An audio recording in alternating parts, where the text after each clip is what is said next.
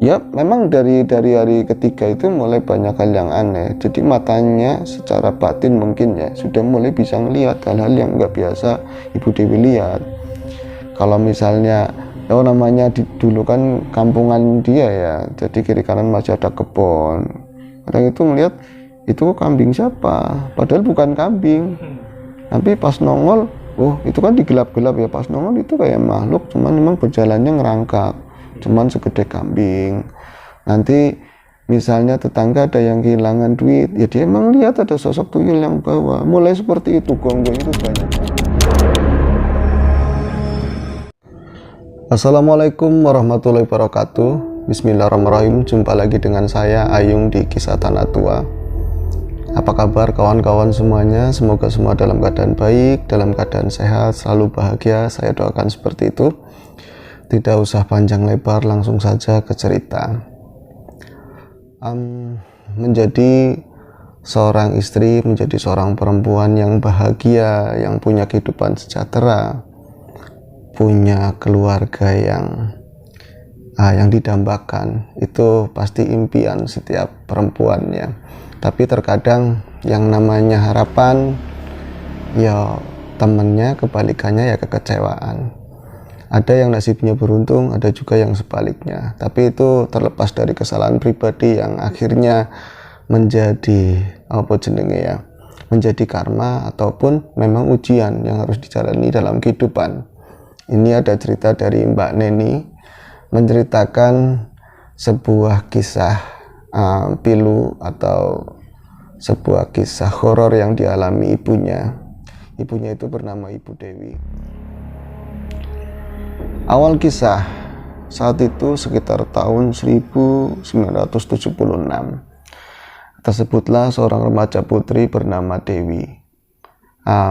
Dia itu termasuk cewek atau remaja putri atau anak yang beruntung karena orang tuanya sangat peduli. Ya bukan tanpa alasan, karena memang dia itu anak tunggal. Kebetulan juga orang tuanya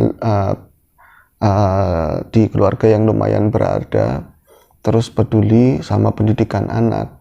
Dikala anak-anak lain di sekitar rumah lingkungannya Ibu Dewi itu tidak terlalu mementingkan masalah pendidikan, ya wong kampung biasa ya, banyak sawah, banyak kebun, yang penting iso mangan, yang penting bisa makan. Jadi ya yang penting, apalagi anak perempuan ya, kamu besok kan bakalan jadi istri, bakalan ngomong bocah ngapain sekolah tinggi-tinggi. Tapi berbeda dari orang tuanya Dewi. Kemudian Dewi juga punya keinginan kuat untuk sekolah yang tinggi. Cita-citanya katanya mau jadi dokter waktu itu lah ya. Disekolahkan lumayan tinggi. Untuk di kampungnya SMP itu udah hebat, udah tinggi banget ya. Apalagi sampai SMA. Saat itu belum ada SMK mungkin di sini, di kampung kami. Karena ini memang cerita bukan dari orang jauh, masih seputaran kampung kami.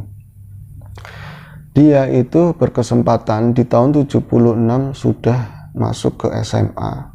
Hebat banget. Itu satu kelurahan cuman 3 anak, yang laki-laki 1, yang 2 perempuan. Nah itu mereka selalu berangkat bareng, naik sepeda runtung-runtung gitu loh ya, sampai ke kota sana karena SMA-nya kan cukup jauh. Ketika dia wira-wiri ke sekolah, tentu ya saat itu ya, apalagi Bu Dewi termasuk punya tampang yang lumayan, apalagi dikemas dengan seragam SMA yang saat itu waduh keren banget lah ya, dipandang oleh remaja lain itu luar biasa, bocah sekolah gitu loh ya, student. Itu banyak yang ngiri-iri bahasa Indonesia itu banyak yang suka. Saya sering lihat kesini, sebenarnya di sana itu ada sosok lain teman-teman ya. Ada seorang teman, nanti aku ajak ngobrol juga, saya ajak ngobrol juga, tapi untuk kali ini katanya belum siap tampil di kamera, belum mandi apa ya, tahu. Yang jelas nanti dia itu paham sedikit banyaknya masalah horor-horor lah ya, nanti kita tanya-tanyain, tapi mungkin berupa suaranya dulu ya. Kembali ke cerita, sosok itu namanya Pardi, sebut saja namanya Pardi lah ya. Pardi itu pemuda yang parlente, dengan dandanan di tahun tersebut, rambutnya gondrong, celananya cutbray, kelambine gitu, bajunya ceking cilik banget ya kan. God bless banget. Dia itu pakai sepeda motor yang apa sih? Dulu itu pinter Mercy ya, apa itu udah keren banget lah ya. Itu berdua sama temennya, yang satu itu si Pardi nggodain si Ibu Dewi, yang satunya nggodain si Sana. Itu nama samaran semua ya kan. Lah wong digoda terus menerus, kita aja kalau digoda terus menerus kadang-kadang kan tergoda ya kan. Nah itu akhirnya pun lambat laun tergoda, mereka terlibat asmara, terlibat cinta, sehingga yang tadinya harusnya itu nyampe SMA lulus memutuskan berhenti dari sekolah di kelas 3. Itu sangat disayangkan, tapi mau gimana lagi, apalagi di kampung udah runtang-runtung, udah bonjang-bonjangan, itu saru itu nggak enak dilihat, jadi omongan orang. Kemudian singkat cerita menikahlah mereka berdua. Karena memang tadi ya si Dewi juga anak tunggal. Wow, pokoknya pernikahan itu hebat luar biasa di kampung tersebut. Belum ada pernikahan yang sehebat itu waktu itu. Itu kata Mbak Nina ya. Yang jelas ramai sekali. Begitu juga Pardi dari keluarga yang lumayan punya, cuman pendidikannya nggak begitu tinggi, tapi sukses dalam dunia perdagangan. Nah, orang tuanya, Pardinya sih belum menikah, berbahagia, sentosa, terus ya kayak gitu dengan prosesi pernikahan. Setelah itu dengan rentetan panjang, ada kirim-kiriman dan lain-lain. Tapi setelah menjalani pernikahan, Bu Dewi mulai merasa ada penyesalan. Kenapa ya dulu aku mau menikah? Aturan kalau misalnya aku nggak nikah sekarang kan udah lulus, besok hari aku kuliah terus bisa jadi dokter. Ternyata nikah itu nggak enak. Ya sosok Pardi itu berubah jadi sosok yang dulu eman banget, sayang apa-apa, mau sepeda aja nggak ngapa-ngapain dipegangin, takutnya jatuh. Kalau misalnya jalan ya jenengan pasti ngalamin seperti itulah, kepaduk sedikit aja langsung kamu yang hati-hati yang. Tapi setelah pas nikah boro-boro, paling ngomong matanya deleng, seperti itu, matanya kemana, dimarah-marahin. Bahkan katanya Mbak Nina, si Ibu Dewi itu kalau misalnya masak sampai urusan apapun itu diatur sama suaminya, jangan yang ada harganya. Orang itu harus prihatin, nggak boleh seperti itu. Itu tersiksa, menderita, merana. Tapi wong menikah sudah mengalami malam pertama, kedua, dan ketiga. Akhirnya dia punya momongan, Ibu Dewi punya momongan anak pertama. Nah harapannya Ibu Dewi, dia juga cerita sama orang tuanya, kalau misalnya ngadu kan begitu ya, kan rumahnya udah beda sama orang tuanya, ada rumah sendiri, ada toko kecil begitu kan. Terus ngadu sama bapak ibunya, Pak Mas Pardi Pak, kayak gitu sekarang udah berubah Pak, apa ngepluk ya Pak, maksudnya suka nabok atau enggak, tapi menyakitkan, nggak boleh ini, nggak, kamu yang sabar, harus sabar, kamu yang sabar. Mungkin Pardi lagi capek kerjaan atau apa, kamu yang sabar ya no, kamu yang sabar, dilirih-lirihi, diadem-ademi sama orang tua. Kalau orang tua sekarang langsung ke, ya enggak sih, enggak semuanya, tapi semakin nambah hari, nambah bulan, nambah waktu, ini bukan tambah benar, malah perangai Pardi semakin menjadi-jadi. Kemudian timbullah sebuah perasaan, ya walaupun itu harus dihilangkan, ada harus di benaknya Ibu Dewi, di perasaannya juga hadir, saya pengen pisahan sama Pardi, saya pengen mengakhiri mahligai rumah tangga ini, tapi selalu ditepis, tapi Pardi memunculkan perilaku yang memang harus dihancurkan pernikahan ini. Akhirnya dia meyakinkan dalam hati, aku nggak boleh hamil, pokoknya aku nggak boleh hamil. Nah setelah itu ya namanya barengan ya hamil lagi mau. Itu teman saya panggil aja mau lah ya, hamil lagi. Dalam kehamilan tersebut dia sering menangis, Ibu Dewi itu menangis sering, gimana caranya supaya anak ini nggak pernah jadi, saya pengen bisa kok malah meteng, malah mentelis wetenge lho, apa ya jenenge hamidun ya.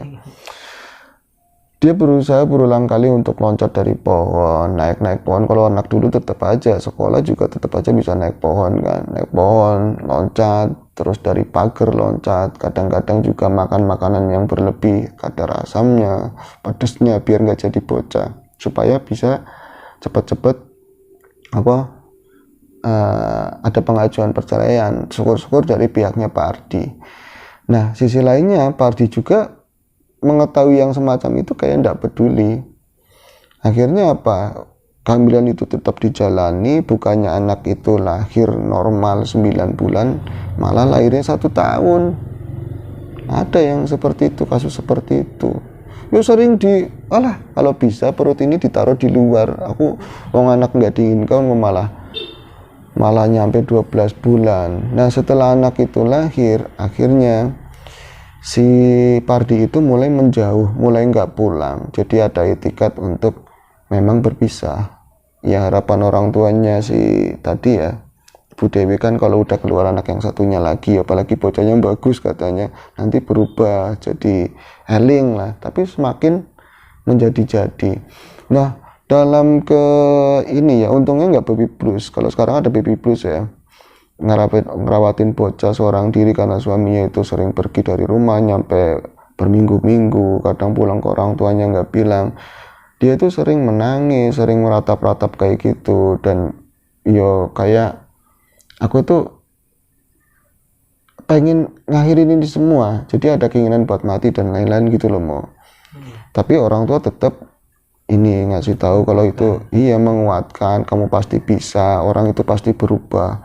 Nah ketika satu malam orang tuanya si Dewi itu kan ada tugas desa ya, keliling, ada tugas keliling, terus ibu-ibu pas ngumpul karena besoknya mau ada acara kendurian di tetangga. Jadi mempersiapkan kayak orang dulu itu kan besok ini mau belanjanya jam berapa, yang mau dibeli apa aja, terus daun pisangnya udah siap belum, apa-apanya udah siap belum. Itu ada seorang nini tua, nenek-nenek tua itu ngomong, Nok, kalau Nok panggilan untuk perempuan ya, kalau Nok perempuan yang disayang biasanya seperti itu, Nok kamu kayak gitu, suaminya kayak gitu, itu nggak wajar. Nggak wajar, itu jangan-jangan ada yang bikin, atau memang wataknya kayak gitu ya bisa. Ini gimana orang katanya ada yang bikin, tapi kalau wataknya kayak gitu ya bisa. Tapi gampang, insya Allah gampang, nggak ada yang nggak mungkin. Kalau kamu mau tirakatan, kamu mau prihatin, tahan ngelih atau tahan lapar, pasti suamimu bakalan balik lagi. Lalu mendengar hal seperti itu ya cukup gampang sih, tapi ada harapan di sana. Nyatanya Ibu Dewi juga cinta kan sama Pardi berubah, cinta itu bergeser. Tapi kalau Pardi geser lagi, cinta itu pun akan geser ke Pardi lagi kan, seperti itu TikToknya. Akhirnya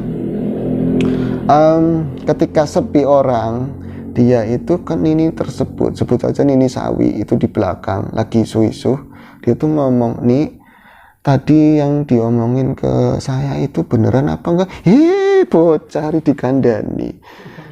Bocah kalau diomongin nggak percaya. Saya itu dulu suami berapa? 4 katanya. Itu pada ngedras, pada pergi dari rumah.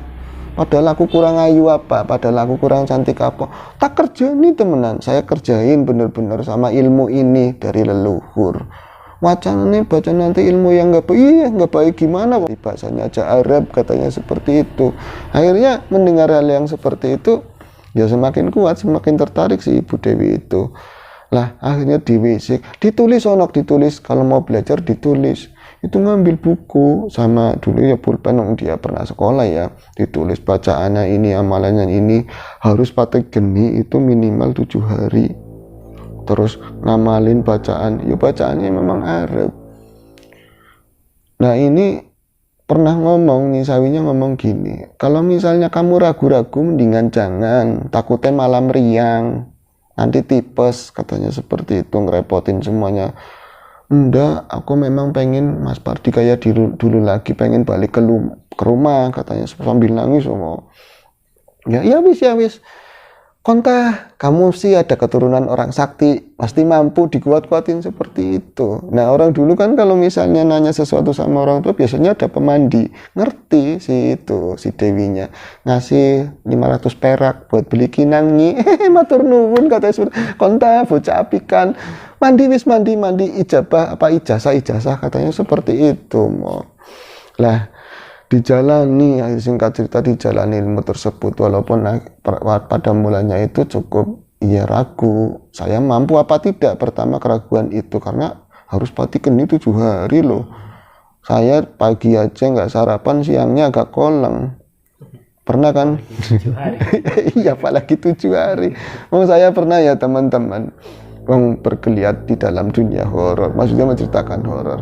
Kemudian siang hari itu setengah 12, saya tuh ngerasa badan saya tuh nggak enak banget, kepala sakit, terus kayak kunang-kunang nggak jelas. Oh, ini pasti ada yang nembak. Prasangka seperti itu. Tapi kalau dideteksi kayak nggak ada makhluk apapun. Kemudian saya pulang ke rumah, saya istirahat sebentar, ngerokok. Tetap aja ini nggak berubah rasa seperti itu. Iseng-iseng ambil nasi, pas saya udah makan sembuh tahu-tahunya. Penyakitnya mana nih ya, ngelih ya kan. Nah itu dia ngebayangin ya setengah hari aja udah lapor, apalagi 7 hari kan. Tapi itulah kekuatan tekad, kekuatan niat, apapun itu mungkin dijalani oleh Ibu Dewi. Ilmu apa ya mau kira-kira ya mau? Pati geni buat narik seseorang yang putar giling ya, putar giling berarti untuk digiling kembali ya. Ya mungkin itu putar giling. Nah kemudian itu dengan berbagai persyaratan awal, ada mandi 7 rupa, ya mandi setaman sih ngomongnya. Kemudian diawali dari hari wetonnya dia, itu dijalanin, walaupun ya itu kan anaknya yang cerita ke saya itu ngomong awalnya hampir nyerah. Karena apa? Hari pertama itu yang ada rasa takut. Ketika ya misalnya sehari dia itu sudah selesai puasa, terus malamnya ya rasa takut. Pertama itu rasa takut banget. Kalau lapar itu masih kalah sama rasa takut. Takut ini salah, terus takut ini jadi apa? Kok rasanya seperti ini, di badan tuh nggak enak, kosong, panas. Nah hari keduanya itu rasa lapar yang luar biasa, dan hampir-hampir dia itu nyicipin apa ya kan, di pedangan itu kan biasanya banyak ya sisa-sisa lauk gitu kan. Nah tapi lah orang tuanya jenengan berarti orang tuanya tahu katanya tahu, makanya ya saling mendukung semuanya. Itu luar biasa lapar, tapi bisa ditahan lagi, selamat lagi itu sampai 2 hari. Dan hari ketiga itu mulai tubuh tuh merasa sangat panas luar biasa. Mungkin panas dalam ya, panas di dalam itu panas banget, ngerasa panas banget. Bahkan dia itu kalau di kamar ya cuman pakai celana dalam, pakai BH karena saking gerahnya. Apalagi dulu belum ada listrik, belum ada di tahun segitu. Yuk kipas yuk kipit kipas yang buat itu ibu-ibu pengajian kan paling seperti itu. Panas, dan malam harinya mimpi ketemu sama suaminya. Katanya dia mau pulang. Katanya, Mas, kamu mau pulang ya? Iya, aku mau pulang. Tapi giliran mau jalan ke rumah, kayak ada sesuatu yang ketinggalan, balik lagi. Nanti dia terjaga, bangun. Nanti datanglah seseorang yang nggak dia kenal itu, katanya pakai ya jubah putih gitu loh. Yang sabar nok, yang sabar, kamu pasti bisa. Ya kalau sekarang ya diyel-yel lah, pasti mampu. Ya sampai di sini nih mau udah kelihatan ya, ini kan cerita nyata ya. Maksudnya memang apa jenengan pernah ngalami itu puasa seperti itu? Pernah. Agak keras om. Pernah. Emang rasanya seperti itu? Ya pasti kan tubuh kurang cairan, kurang asupan makanan, ya pasti panas. Tubuh kurang, iya pasti panas ya. Kalau yang bertemu dengan seperti itu apa karena panggilan dari sikit-sikitnya atau bisa seperti itu ya? Ya kebanyakan memang seperti itu. Oke, lanjut. Kemudian tidak diceritakan hari keempat, kelima, keenamnya, yang pasti itu sampai ujian terbesar itu di hari menjelang hari ke-7 itu pagi hari aja dia udah ya memang dari hari ketiga itu mulai banyak hal yang aneh. Jadi matanya secara batin mungkin ya sudah mulai bisa ngelihat hal-hal yang nggak biasa Ibu Dewi lihat. Kalau misalnya namanya dulu kan kampungan dia ya, jadi kiri kanan masih ada kebun. Kadang itu melihat itu kambing siapa, padahal bukan kambing. Tapi pas nongol, oh itu kan digelap-gelap ya, pas nongol itu kayak makhluk, cuman memang berjalannya ngerangkak, cuman segede kambing. Nanti misalnya tetangga ada yang kehilangan duit, ya dia emang lihat ada sosok tuyul yang bawa. Mulai seperti itu, gonggonnya itu banyak banget. Yang di WC-nya orang luar, dulu kan di luar, ya ada sosok PW, ada sosok pocong, apa itu kelihatan semua saat mulai dari hari ketiga sampai hari ketujuh. Itu cukup mendistract Ibu Dewi untuk mengakhiri laku batin itu loh. Tapi karena memang tekad yang kuat banget, saya udah kepalang tanggung dan memang masih cinta kan sama Pardi. Akhirnya sampai malam ketujuh itu, sampai hari ketujuh itu selesai, berarti kan buka sore ya, maghrib. Terus dia itu buka pun nggak boleh makan yang banyak-banyak, paling air putih sama. Kebanyakan air putih sama nasi putih. Iya. Nasi putih juga paling 3-4 sendok. Nggak boleh banyak-banyak ya, nanti kaget ya. Ganjil, banyak kan ganjil, nggak 3-5. Oh, itu kata si Mas Warmo itu, kalau misalnya buka seperti itu kan nggak boleh banyak-banyak, nanti kaget. Terus bukanya paling air putih sama nasi 1 sendok atau 3 sendok, jadi ganjil-ganjil. Kalau ya mungkin kayak bilangan prima seperti itu ya. Aduh, ada bilangan prima segala macam. Lulus, katakanlah Ibu Dewi waktu itu lulus, dia bahagia banget. Tapi dalam kebahagiaan ada yang aneh dalam diri saya kok udah lulus, kok ini masih mata itu masih tajam banget, malah lebih tajam dari hari ketiga, melihat semuanya. Bahkan ya di kamarnya sendiri pun bisa ngelihat sosok apa yang sering ada di kamar. Jadi kayak Parno sendiri, dia ke kamar mandi yang minta diantar sama ibunya, bahkan ke kamar sendiri tidur juga minta diantar. Nah, di manakah nini yang pertama itu yang ngasih ilmu? Itu sempat ditanyalah sama si siapa namanya, si Dewi ya, Ibu Dewi, karena malam harinya itu ada acara rame-rame. Wong desa itu kalau malam ya sering ngumpul-ngumpul. Di sana kan banyak orang ini ya, anuin bawang merah. Itu ngumpul-ngumpul, dia nanya sama Nini tersebut. Ya, tadi kan nama samaran saya lupa, Nini Sawi atau siapa. Nih, saya udah selesai puasanya nih, nanti gimana lagi? Dia ngeliatin, puasa apa? Katanya seperti itu. Puasa apa gimana? Sama ibunya Bu Dewi ya, berarti neneknya Mbak Nina juga.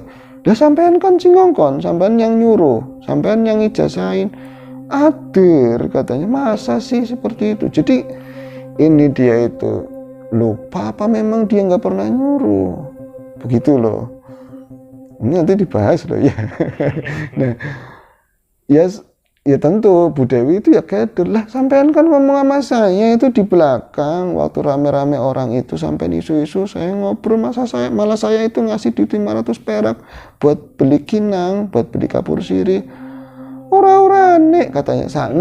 Saya waktu itu maghrib wis balik, maghrib udah pulang. Siapa yang nemuin saya? Sampean jangan guyon, aku ora pernah goro.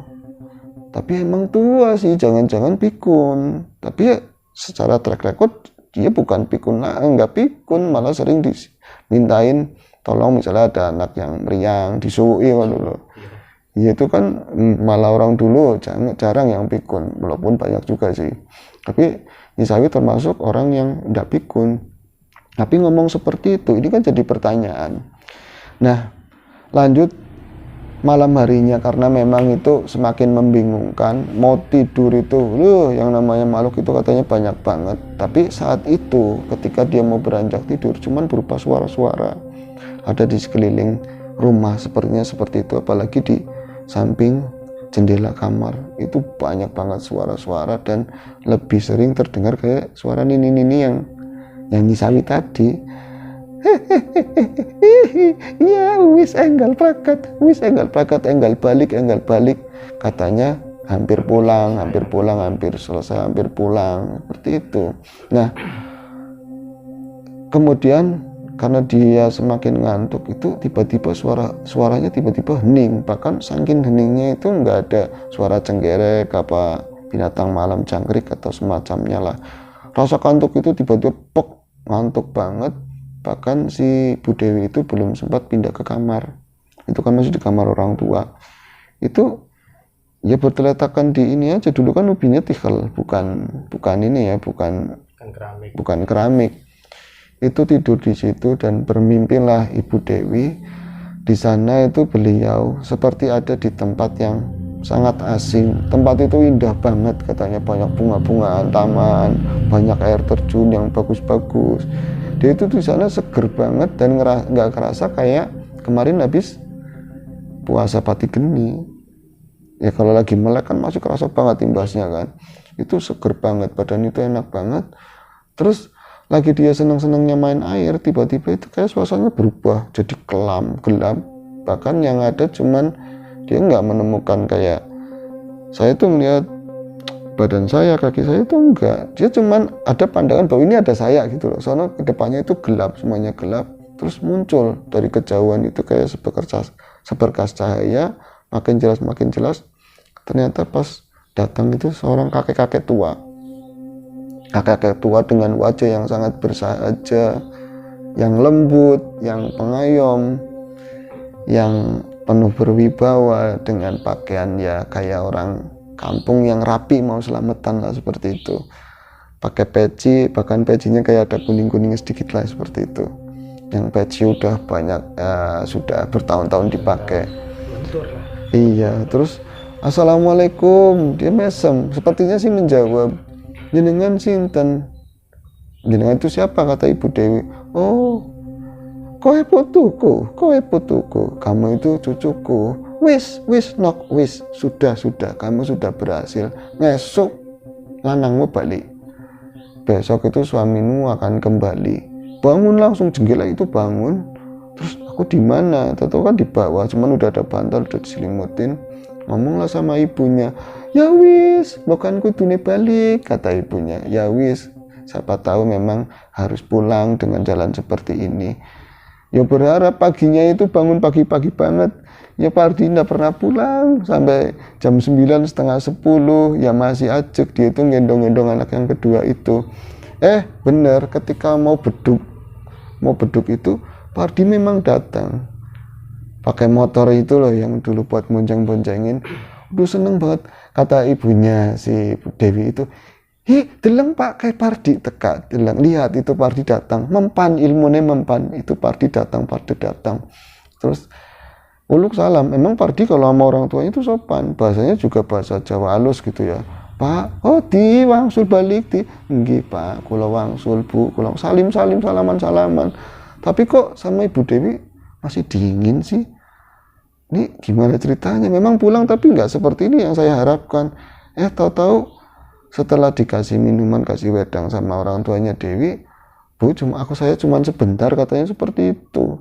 Kok cuma sebentar, kata Dewi. Itu ternyata masuk ke kamar beresin baju-baju. Aduh kacau.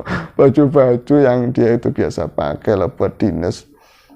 Diberesin, dimasukin ke koper, ke tas besar. Pamit sama ibu bapaknya si Dewi, pergi lagi dan nggak pernah kembali. Akhirnya, wah, pukulan besar buat Dewi ya. Ini semuanya bohong. Belaka saya udah ngalamin semua hal. Memang benar suaminya itu pulang, tapi sebentar. Saya inginkan pulang untuk selamanya bersama-sama saya, kok udah pernah kembali. Nah itu berlangsung karena lama ya nggak pernah kembali. Akhirnya terbitlah perceraian tersebut. Benar-benar cerai, bukannya balik lagi. Nah, waktu berjalan terus sampai bertahun-tahun, berpuluh-puluh tahun, sampai usia Ibu Dewi itu sekitar 60-an 2, 63 tahun itu, dia itu kayak mengalami sesuatu yang sulit ketika menjelang kematiannya. Ada yang mengganjal lah, seperti itu. Kemudian pas ditanya-tanya ini itu, ada yang orang pintar bilang dulu itu pernah jalani pati geni yang semacam ini. Kaget juga kan, karena si Nina juga pernah diceritain ibunya seperti itu pernah, dan memang pernah cerita sendiri kisahnya. Itu sosok itu ternyata di budaya atau semacam itu. Bagaimana Mas yang seperti itu? Bisa jadi ya. Itu kisah dari dari Mbak Nina tentang Ibu Dewi. Jadi saya sih mau ada yang ditanyakan sama jenengannya. Itu sosok Nini itu kok dia nggak ngerasa ngasih ijazah? Yang bukan itu, sebenarnya bukan itu, saya hanya menyerupai. Oh, bangsa jin yang menyerupai Nini Sawi, tapi bukan Nini Sawi ya. Nini Sawinya aslinya emang pulang. Iya, ya belakangan juga saya pernah ada kasus, ada orang yang nanya-nanya lah, pernah saya dengar itu kisahnya. Jadi ya seperti itu, alih-alih ada yang ngebantuin sosok yang luar biasa ratu-ratu seperti itu, ya aslinya bukan. Dia itu ngambil kesedihan yang berlebihan, ngambil perasaan marah yang berlebihan, penderitaan seperti itu kayak dimanfaatin oleh bangsa-bangsa jin yang jelek. Terus oh ini saya ada peluang masuk begitu ya, untuk mengecoh, seakan-akan mengayomi, nyamar-nyamar lah. Jadi nah ini berarti ada penyamarnya ada dua ya, tadi yang nyamar jadi oh sosoknya satu, antara kakek itu sama nenek si Sawi itu juga satu. Nah, keren banget. Jadi kadang-kadang ya tadi ya, tapi jangan terkejut juga, makhluk begitu juga bisa salam sama. Iya makanya saya kalau ngelihat dari kisah-kisah dulu sampai sekarang itu bangsa-bangsa iblis jin itu kekuatan paling gede ya tadi tipu dayanya loh. Jarang saya lihat itu kisah iblis bertempur dengan siapa langsung depan muka, kan enggak, pakainya kan tipu daya. Nah itu salah satu kisah tadi Mas Mamo juga ngomong, dia belum mau masuk ke kamera, mungkin besok-besok ya. Katanya tadi sosok yang sama antara kakek-kakek yang hadir, yang bilang kamu cucu saya, besok suamimu pulang, sama Nini Sawi itu sebenarnya orang yang satu, sosok satu ya, tapi menyerupai. Dan mungkin Bu Dewinya juga bisa jadi nggak pernah ke belakang, itu di alam pikirannya dia sendiri kan, seperti itu. Artinya dalam cerita ini Ibu Nina pengen berbagi sama teman-teman untuk ya kita bersyukur jadi perempuan, walaupun ya siapa orang ya yang pengennya ya hidupnya mulia dalam artian kecukupan, apa aja punya, tapi yang terpenting adalah kebahagiaan. Yang terpenting dapat suami itu walaupun nggak gajinya luar biasa gede, nggak jadi orang yang kaya-kaya yang kita lihat, tapi kalau punya suami yang eman, pengertian, itu sudah anugerah gede banget buat seorang perempuan. Seperti itu ya, nggak mau hal-hal yang kejadian sama ibunya bisa terjadi sama perempuan yang lain. Ada kesedihan yang berlebihan, amarah yang berlebihan, itu bisa diambil alih oleh bangsa-bangsa seperti itu ya, untuk dimanfaatkan, tipu daya lah semacam itu. Oke, itu aja cerita hari ini di Kisah Tanah Tua. Semoga menghibur teman-teman semuanya. Tadi saya dibantu oleh sesosok, seorang teman di sana, tapi dia belum mau tampil, mungkin besok-besok hari di kesempatan berikutnya. Sehat selalu, kita nyambung lagi di Kisah Tanah Tua besok. Semoga menghibur ya, balik lagi ke situ. Oke, assalamualaikum warahmatullahi wabarakatuh.